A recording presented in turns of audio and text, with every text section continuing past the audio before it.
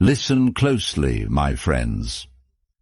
There are people in this world who walk through chaos, and somehow nothing touches them.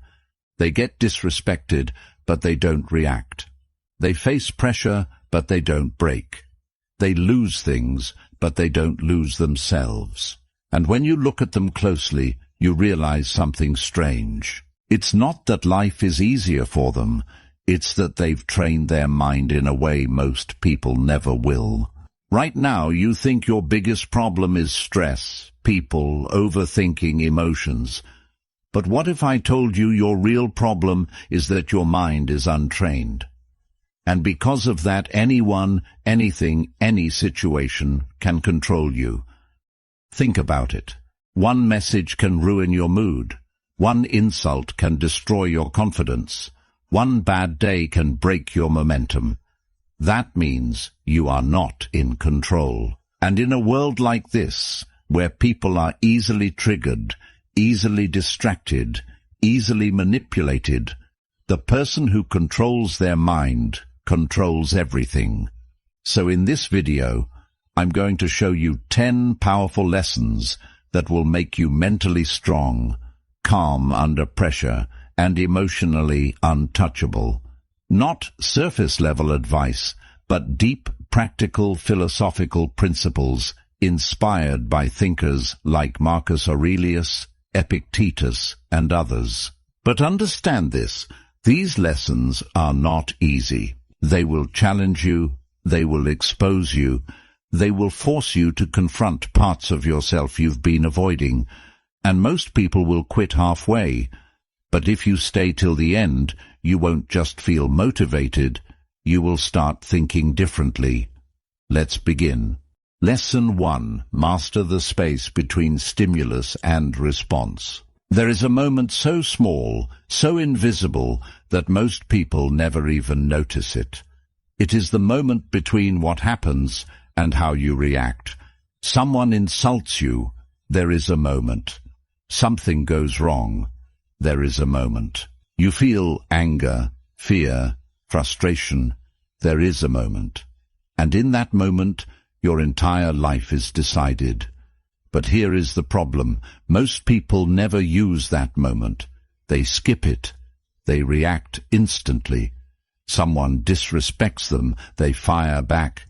Something doesn't go their way, they panic. They feel anger, they explode. And just like that, they lose control. Epictetus once said, "It's not what happens to you, but how you react to it that matters." But most people misunderstand this. They think it means stay calm, but it means something deeper. It means your power exists in the pause. That tiny gap between stimulus and response is where your freedom lives. Imagine a mountain. Storms hit it, winds crash against it. Rain tries to erode it, but the mountain doesn't react. It doesn't move. It doesn't panic. It doesn't fight back because it doesn't need to. It's grounded. Now compare that to a dry leaf. The wind blows and the leaf flies. No control, no direction, no stability. Most people live like that leaf. Strong people become the mountain. Look at your own life. How many times have you said something you regret, reacted emotionally, overreacted to small situations? Let someone else control your mood. That's not weakness. That's lack of awareness. Because if you were aware of that moment, you would choose differently. Next time something triggers you, don't respond immediately. Instead, pause just for 3 to 5 seconds. Feel the emotion, but don't act on it. Observe it like an outsider and ask yourself, do I want to react or do I want to respond? That one question changes everything. Marcus Aurelius wrote, "You have power over your mind, not outside events. Not some power, not partial control, complete power, but only if you use it. Because if you don't control your reaction, the world will." Think of the ocean. On the surface, waves are chaotic, loud, violent, but deep below it's silent, still, untouchable. Your mind has levels, Most people live on the surface, which is why every small thing disturbs them. But when you train yourself to pause, you drop deeper and suddenly nothing shakes you the same way. The moment you stop reacting instantly, you stop being controlled. You stop being predictable. You stop being manipulated. You stop being weak in emotional situations. And slowly you become someone people can't read easily, someone who doesn't break under pressure, someone who chooses instead of reacts. That is power. Lesson 2. Detach your ego from what happens. Let me tell you something most people never realize. You are not hurt by what happens. You are hurt by what you think it means. Read that again, because this one idea alone can free you from 80% of your emotional pain. Something happens. Someone ignores you. You fail at something. Someone disrespects you. And instantly your mind creates a story. They don't respect me. I'm not good enough. I always fail. Something is wrong with me. But here's the truth. The event was neutral. The pain came from your interpretation. Epictetus said men are disturbed not by things, but by the views they take of them. This is where most people lose control. They don't separate reality from their ego. They take everything personally, and everything becomes about them. And when your ego is attached to everything, everything can hurt you. Imagine a mirror in a forest. Whatever stands in front of it, it reflects. A lion walks by, it reflects the lion. A storm passes, it reflects the storm. A broken tree falls, it reflects that too. But the mirror is never affected. It doesn't become the storm. It doesn't become the destruction. It just reflects reality as it is. That's how your mind should work. But instead, most people are like muddy water. Anything touches them, and they get disturbed. Their clarity disappears. Let's say someone doesn't reply to your message. Reality is they didn't reply. That's it. But your mind says they're ignoring me. They don't value me. I did something wrong. Now your mood changes. Your energy drops. You start overthinking. All because of a story you created, not reality. From now on, start separating two things: what actually happened and what you're telling yourself about it. Train your mind to say, this is what happened, and this is just my interpretation. That one habit breaks emotional illusions. Marcus Aurelius practiced this daily. He would strip events down to their raw form. Instead of saying, this is terrible, this is unfair, he would say, this is just an event, nothing more. Because when you remove emotional labeling, you remove unnecessary suffering. Think about the sky. Clouds come and go, storms appear and disappear, lightning strikes, rain falls.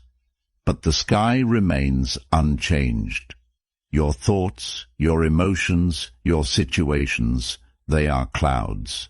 But your awareness is the sky. And the moment you identify with the sky instead of the clouds, you become untouchable. When you detach your ego, something powerful happens. You stop taking things personally. You stop reacting emotionally. You stop being easily hurt. And suddenly people lose power over you because they can't control your interpretation anymore. The moment you stop making everything about yourself, you free yourself from unnecessary pain. You start seeing clearly, thinking clearly, living with control, and that's rare. Lesson 3. Protect your energy like it's your life. Let's get brutally honest. Your biggest problem is not lack of time, it's lack of controlled energy. You wake up motivated, but by the end of the day you feel drained, irritated, and mentally exhausted, and you think you just need rest. But that's not the real issue. You're leaking energy all day long and you don't even notice it. It's not the big problems that destroy you. It's the small, constant drains. Pointless conversations, negative people, overthinking, scrolling, comparing, reacting to everything.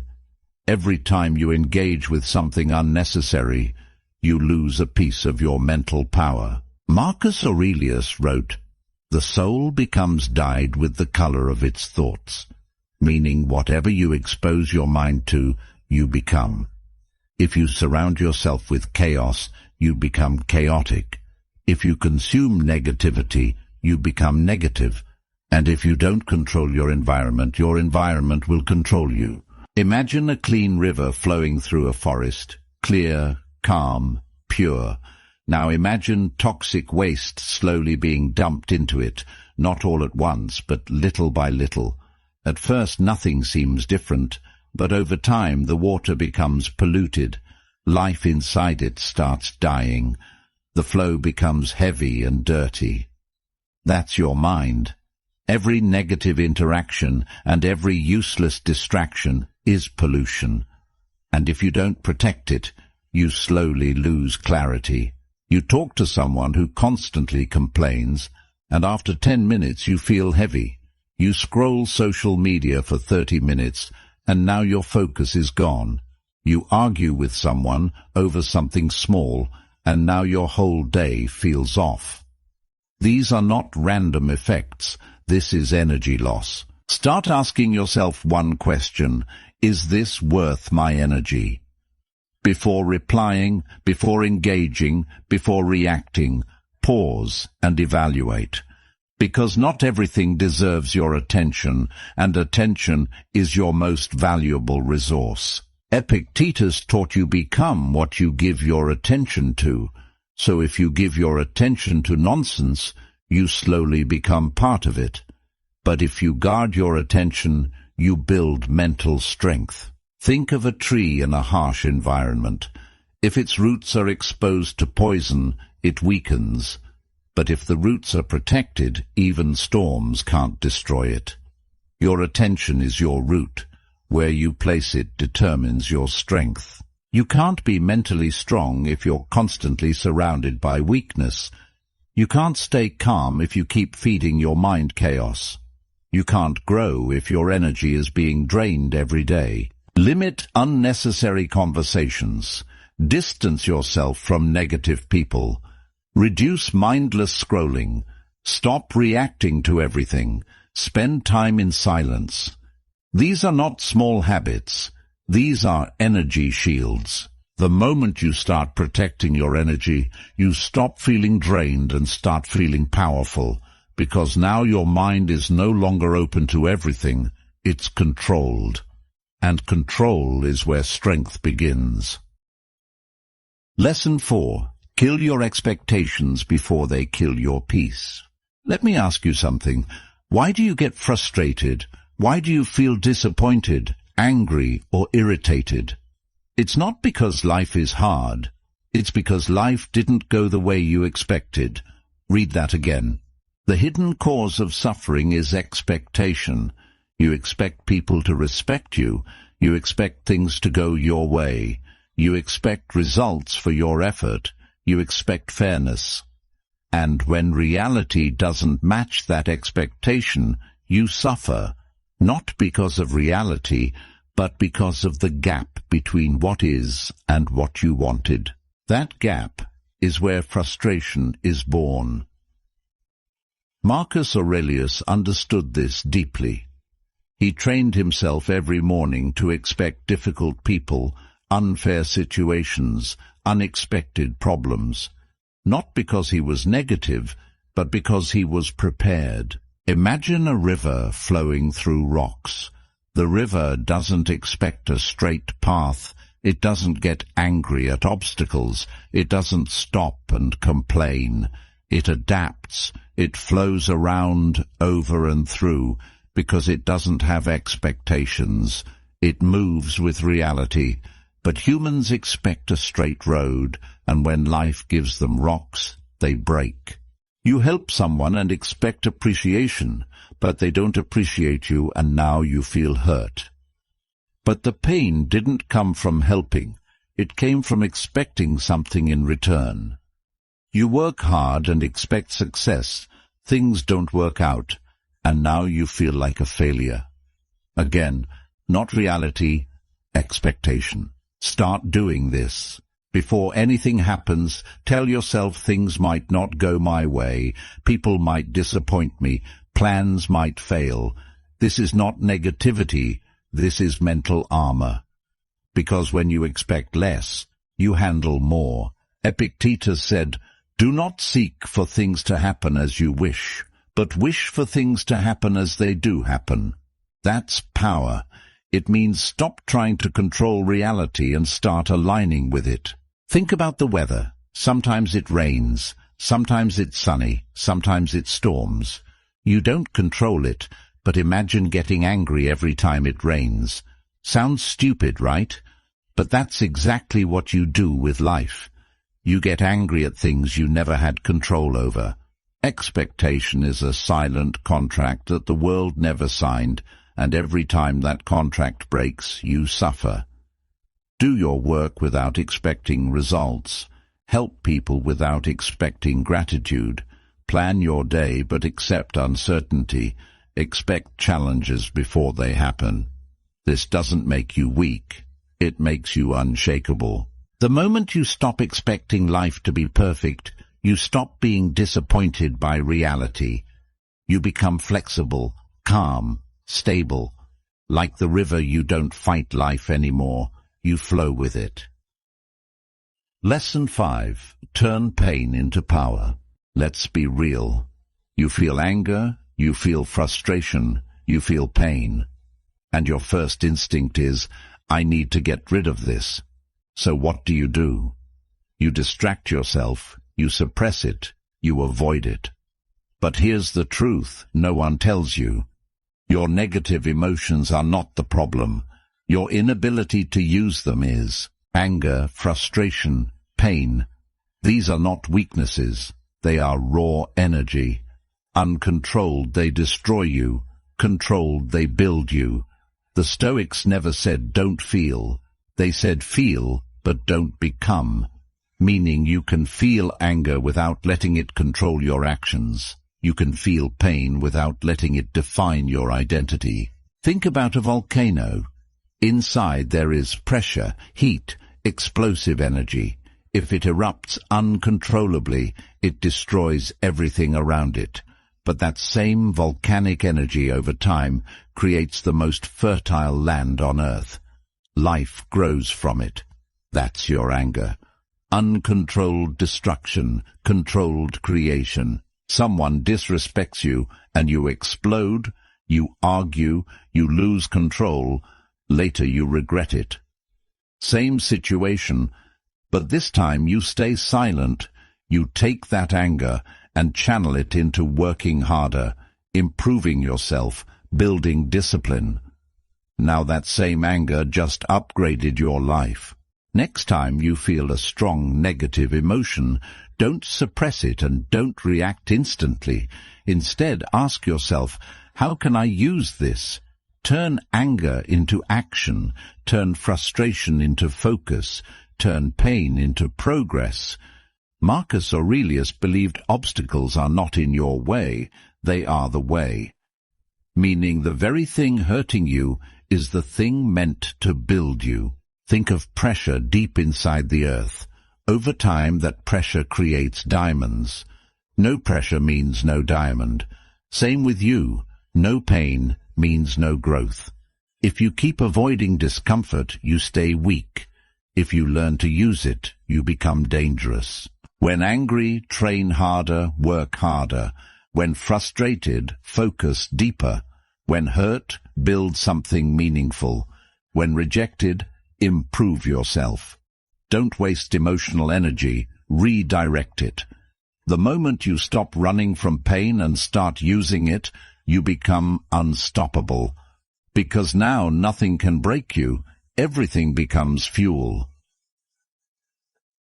Lesson 6. Destroy overthinking by returning to the present. Let me ask you something. How much time do you spend thinking about things that haven't even happened yet? Be honest. You imagine worst-case scenarios, you replay conversations in your head, you stress about the future. And slowly you start feeling anxious without anything actually happening. Overthinking is not thinking. It's uncontrolled imagination. You are creating problems that don't even exist. You are fighting battles that are not real. And your mind reacts as if they are real. That's the trap. What this does to you is simple but dangerous. Your body feels stress, your energy drops, your focus disappears, your peace is gone, all because of something that only exists in your mind. The Stoics understood this deeply. They knew anxiety comes from living in a future that doesn't exist. Marcus Aurelius would constantly bring himself back to one question: what is happening right now? Not tomorrow, not later, right now. Think about a deer in the wild. When there's danger, it reacts instantly and runs. But once the danger is gone, it goes back to grazing. It doesn't sit there thinking, what if the lion comes back? What if I die tomorrow? It returns to the present. That's why it stays calm. Humans do the opposite. We sit safely and still create fear. You have an important conversation tomorrow. Instead of preparing calmly, you start imagining, what if I mess up? What if they judge me? What if it goes wrong? Now your anxiety rises, your confidence drops, and by the time the moment comes, you are already mentally exhausted.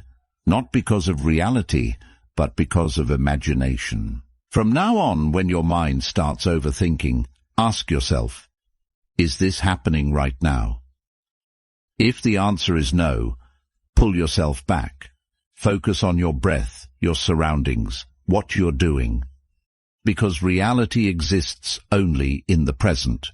Everything else is mental noise. Epictetus taught you don't suffer from events, you suffer from your imagination of them.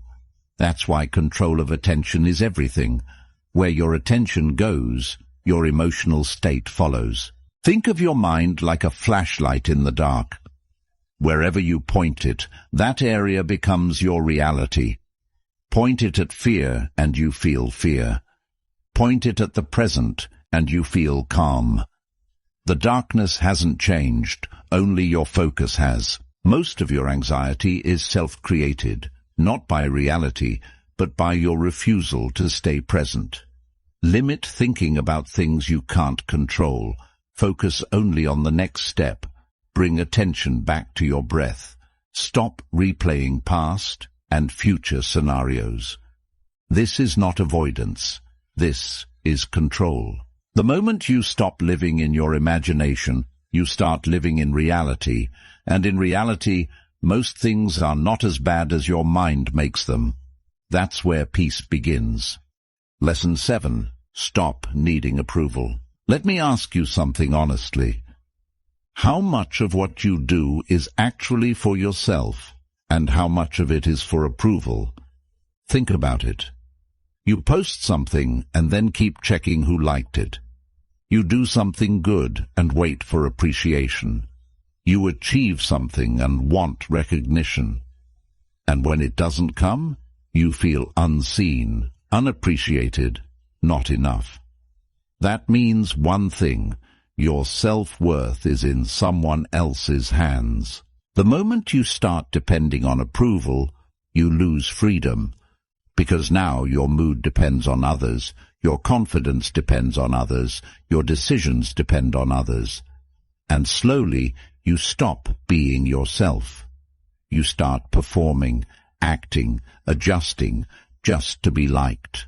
Marcus Aurelius wrote, "I am not made for what others think of me." Think about that. Most people live like this. If they like me, I'm valuable. If they criticize me, I'm worthless. That's emotional slavery. Look at the sun. It shines every day. It doesn't ask, do they like my light? Are they appreciating me today? It doesn't care if it's cloudy or if people notice. It just shines. That's power. Now compare that to a candle in the wind. A small breeze and it flickers. That's someone who depends on approval. You do something good but no one notices, and suddenly your motivation drops. Why? Because you weren't doing it for yourself, you were doing it for validation. And without it you feel empty. Start asking yourself daily, did I act according to my values? Not did people like me, or did I get praised? If the answer is yes, that's enough. Because real confidence comes from self-respect, not applause. Epictetus taught, if you want to improve, be willing to be seen as foolish, meaning stop trying to look perfect, stop trying to impress everyone, because growth requires discomfort, and approval-seeking kills growth. Think of a tree growing in the forest. It doesn't compare itself, it doesn't ask for validation, it doesn't stop growing because no one is watching. It grows because that's its nature.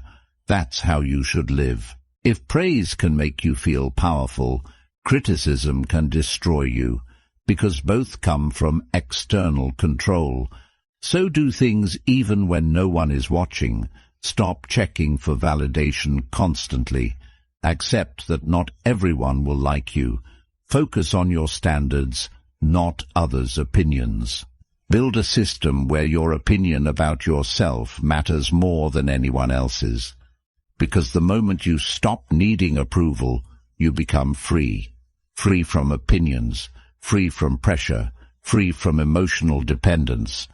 And when you're free, you become dangerous in a world full of approval seekers. Lesson 8. Learn to sit with yourself. Let's be honest. When was the last time you sat alone with no phone, no music, no distraction, just you and your thoughts? Most people can't do it. The moment silence appears, they reach for something. A screen, a video, a conversation. Why? Because deep down they are uncomfortable with themselves. Silence is not the problem. What comes in silence is the problem. Your thoughts, your insecurities, your fears, your unresolved emotions, and instead of facing them, you escape. But here's the truth. What you avoid controls you. The Stoics didn't run from their mind, they trained it. They spent time in stillness, reflecting, observing, understanding. Because they knew if you can't sit with yourself, you can't control yourself. Imagine a lake. When the surface is disturbed, you can't see anything clearly. Everything is blurry and unstable. But when the water becomes still, it reflects everything perfectly, clear and undistorted. That's your mind. When you're constantly distracted, your thoughts are unclear and emotions unstable. But in stillness, clarity appears. You feel something off, stress, anxiety, confusion, and instead of understanding it, you distract yourself. You scroll, you watch, you talk, you escape. And temporarily it feels better, but later it comes back stronger because you never faced it. Start small. Every day sit in silence for 10 minutes, no phone, no music, no distractions. Just observe. Don't fight your thoughts. Don't judge them. Just watch like clouds passing in the sky. Marcus Aurelius used to write to himself daily, not for others, not for validation, but to understand his own mind. That's why he was calm, because he knew himself. And when you know yourself, nothing surprises you. Think of the night sky. During the day you can't see the stars because of too much light and noise, but at night in silence the stars appear. They were always there, you just couldn't see them. Same with your mind. Clarity is already inside you, you just never stay still long enough to see it. If you can't be alone with your thoughts, you'll always depend on distractions. and distraction is silent weakness. Sit in silence daily, journal your thoughts, observe your emotions without reacting, reduce constant stimulation. This is not doing nothing, this is mental training. The moment you become comfortable in silence, you become powerful in chaos. Because now your peace doesn't depend on the outside world, it comes from within. Lesson 9. Stop letting small things control you. Let me ask you something. The thing that's stressing you right now, will it matter in 1 year? Think carefully. That argument, that mistake, that embarrassment, that delay, will it still matter? Most of the time, no. Yet right now it feels huge, overwhelming, like it's everything. The hidden problem is simple.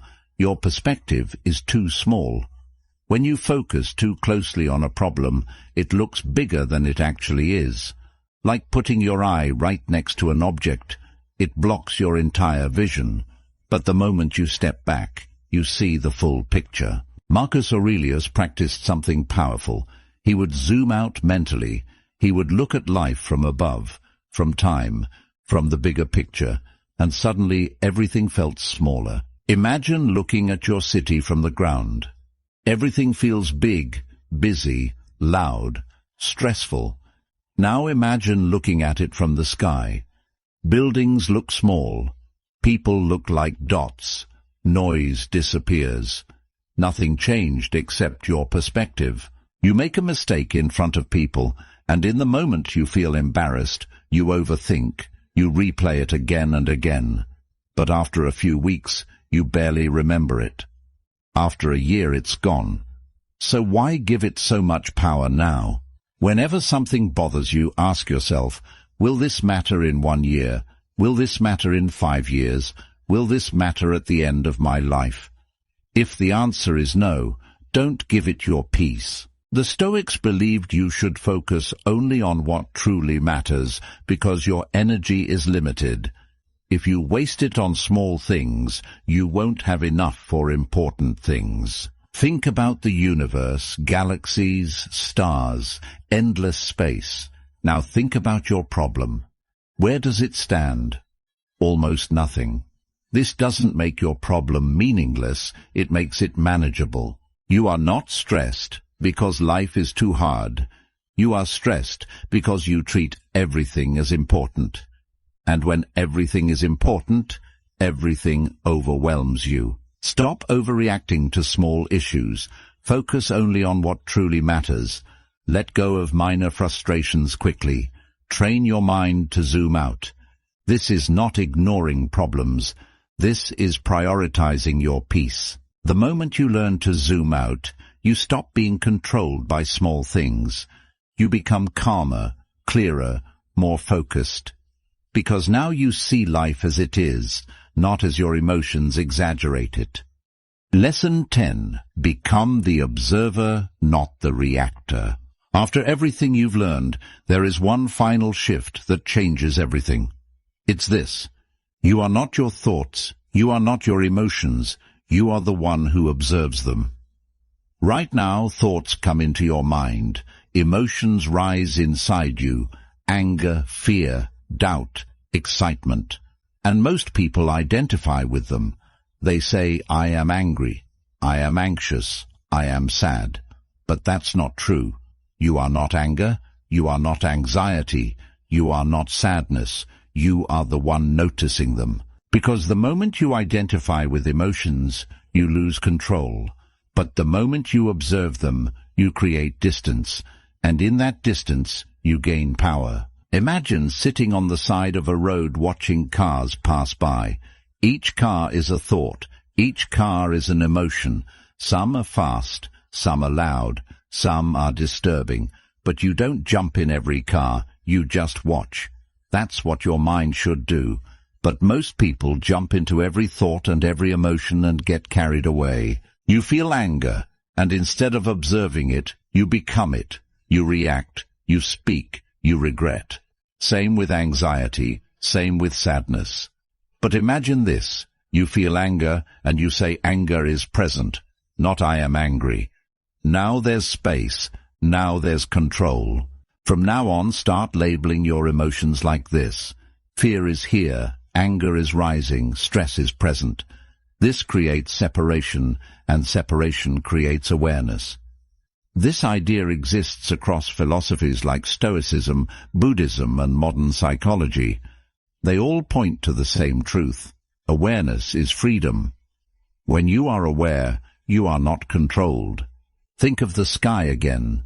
Clouds come and go, storms pass, but the sky never changes.